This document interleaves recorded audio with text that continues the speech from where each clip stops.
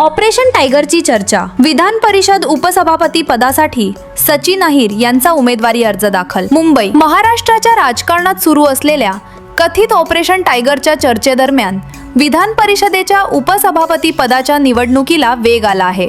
शिवसेनेकडून आमदार सचिन अहिर यांनी मंगळवारी उपसभापती पदासाठी उमेदवारी अर्ज दाखल केला।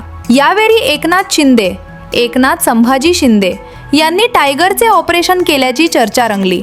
यावेळी मुख्यमंत्री देवेंद्र फडणवीस, उपमुख्यमंत्री सुनेत्रा, अजित पवार, मंत्री चंद्रकांत पाटील, मंत्री संजय शिरसाट तसेच आमदार कृपाल तुमाने, मनीषा कायंदे, दुष्यंत चतुर्वेदी आणि चंद्रकांत रघुवंशी उपस्थित होते। राज्यात सध्या ऑपरेशन टायगरच्या राजकीय चर्चांना उधाण आले असतानाच शिवसेनेच्या उमेदवाराच्या अर्ज दाखल कार्यक्रमाला महायुतीतील प्रमुख नेत्यांची उपस्थिती लक्षणीय मानली जात आहे। त्यामुळे या निवडणुकीकडे केवळ औपचारिक प्रक्रिया म्हणून नव्हे तर आगामी राजकीय घडामोडींच्या दृष्टीनेही महत्त्वाचे पाऊल म्हणून पाहिले जात आहे।